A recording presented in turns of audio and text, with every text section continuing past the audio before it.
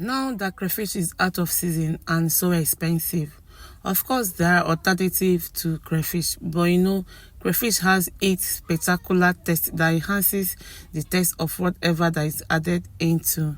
Today I made fish powder, which can also serve as alternative to crayfish, especially when it is out of season.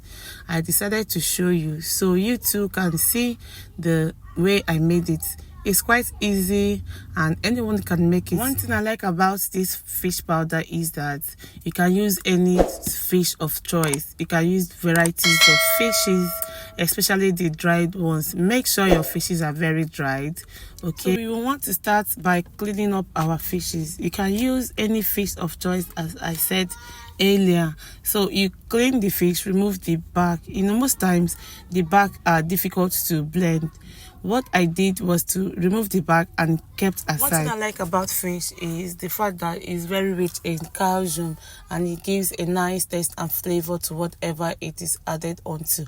When we are much younger, my mom usually buy fishes like this, grind and use as crayfish. I didn't get to understand the reason until I found out that it's a very good source of calcium because the bone that is being incorporated into the blending, you understand. So now eating the fish powder or using the fish powder is not only for the purpose of the taste, but also for the fact that is a source of calcium, magnesium and iron and the rest of it. I use 4 different types of fish, including the dried prawns and also crayfish itself, just in a little quantity. What I did was to properly wash and then toast it a little bit.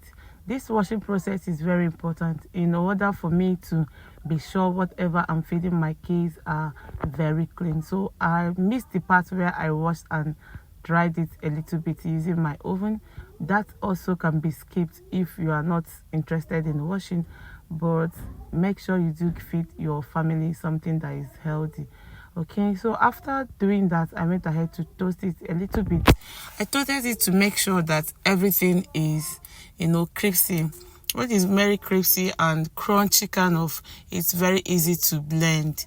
And if you don't want to do that, you can also use commercial mailers to, do yours if you're making this in large quantity. But because the quantity I'm making today is not that much, I'll be using my Silver Crest blender. Now before you start blending, make sure you allow the fish to cool off a little bit, because if you blend it very hot, the heat in the fish already fried or toasted will affect the blending. It will make it not to be very smooth. When it cools off, you see it's a lot crunchy and very much easy to blend. What I'll do is to transfer everything into the blender, or rather bit by bit into the blender, and blend. See, it's very smooth. Just like that, we've made ourselves very nice fish powder. Because we blended these fishes with their bones for the purpose of the calcium and magnesium and the other benefits of this fish, you have to make sure it's very, very smooth.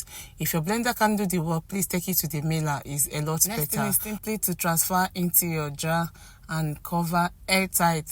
Store in a cool, dry place. Just like that, our fish powder is ready. This can be used in making your sauces, your rice, your yam, or whatever you need crayfish for. It's quite affordable and you enjoy it. Thank you for watching. Bye.